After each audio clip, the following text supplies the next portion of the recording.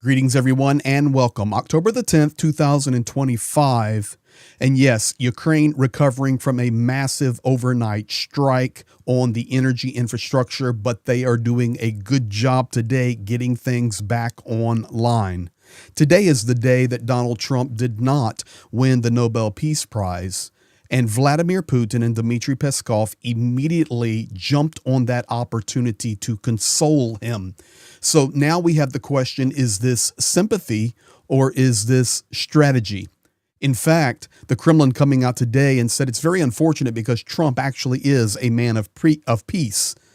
But listen, trust me, behind this narrative, you see here the picture, you deserve the prize.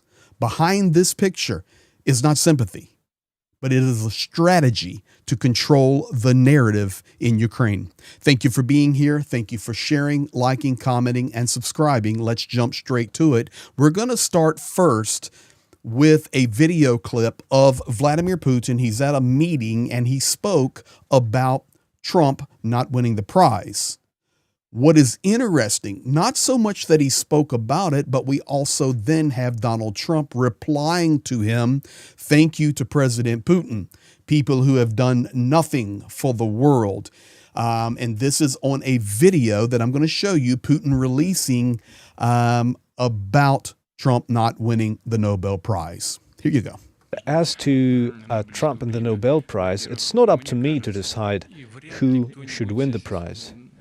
And I don't think anyone present here will object, or anyone from your audience will object, when I say that there have been cases when the Nobel Prize Committee gave the Peace Prize to people who did nothing for peace.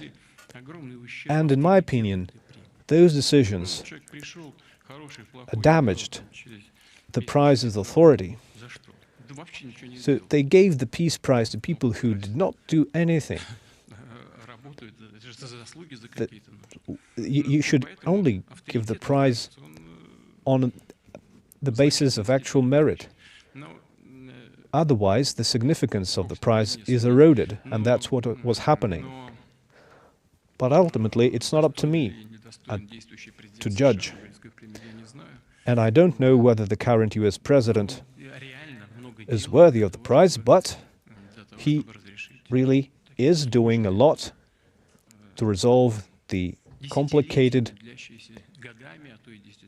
issues of today that have persisted for years and for decades, the difficult crises that exist.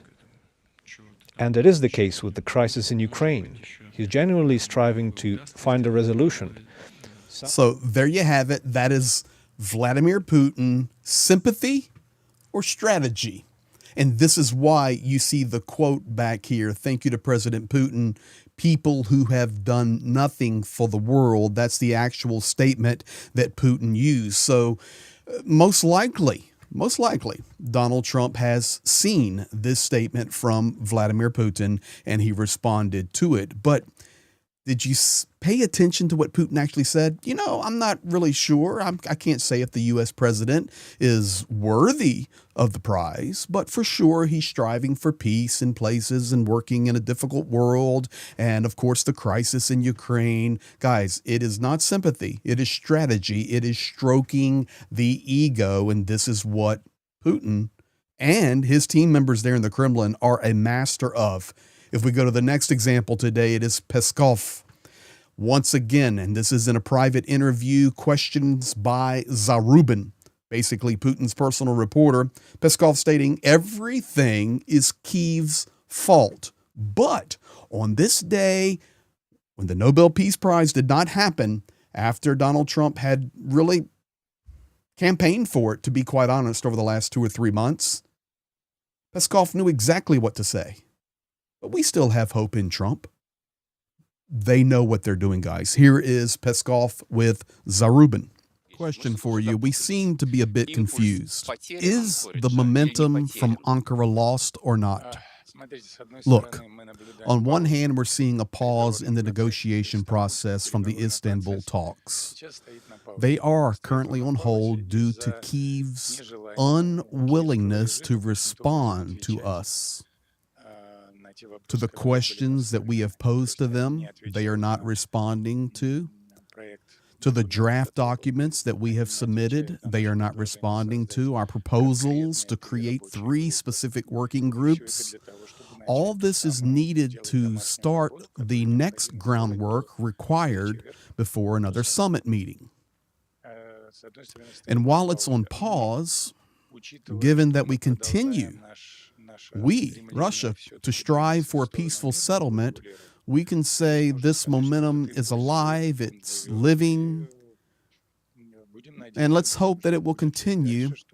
Let's hope that the work of President Trump, he will maintain political will for peace, so that what happened in Anchorage and that spirit will continue. We're optimistic, but looking at the Kyiv regime's behavior, well, we're seeing events unfold that are not so favorable for the future, and this is due to the Europeans pushing their will on the Kyiv regime towards frenzied viewpoint and a militaristic stance.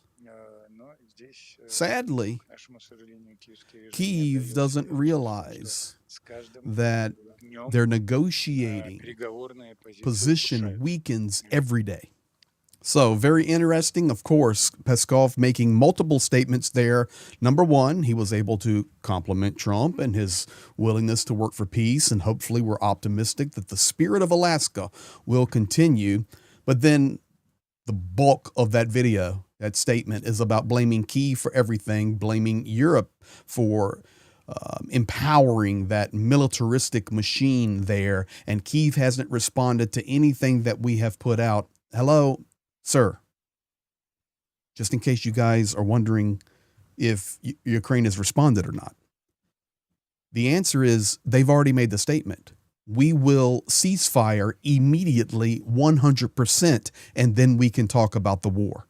We do not need meeting groups and drafting documents and positional work groups to get to the next level summit. Ukraine right now willing for a ceasefire, complete ceasefire, and let's have a chat. But no, this is an obvious moment where Russia reiterates, we want war. Now, the final thing I'm going to give you, and I encourage each and every one of you to pay attention to this. In fact, this is the part of the video I'd love to hear your opinion on, your comment. What are your thoughts on what I'm getting ready to share with you? And that is Kirill Dmitriev will be meeting Luna. So Representative Anna Paulina Luna, I have officially confirmed a meeting with Kirill Dmitriev, special envoy to the president of Russia, for later this month. Now, she is the outspoken congresswoman who is from Florida, District 13. She's very anti-Ukraine.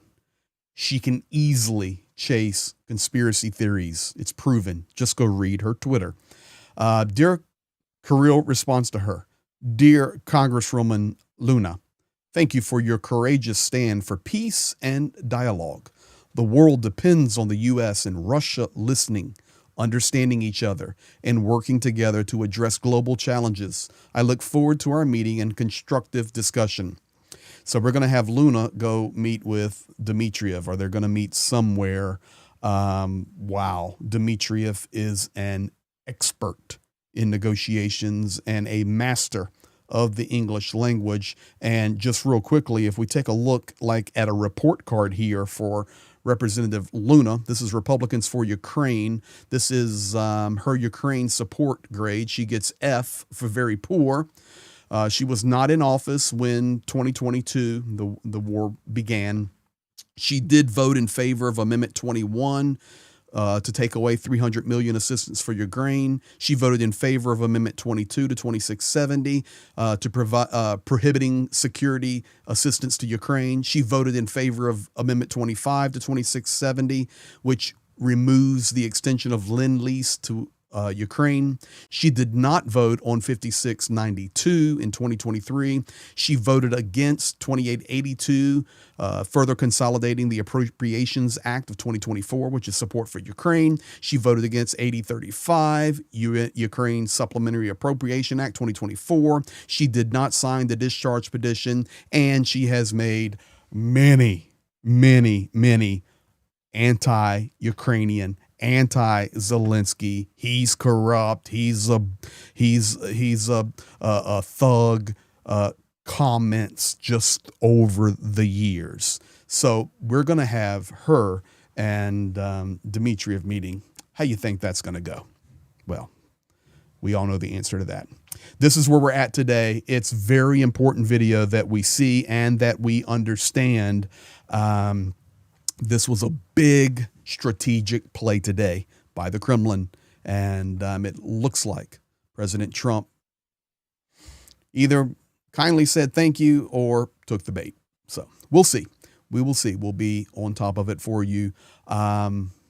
Unfortunately, we're having to watch very closely. The bombers are loaded, and they were not used last night in the massive strike. So we'll be watching everything. Make sure you have the notification bell on. We can go live or drop a video at any moment. We thank you for being here. Thank you for sharing, liking, commenting, subscribing.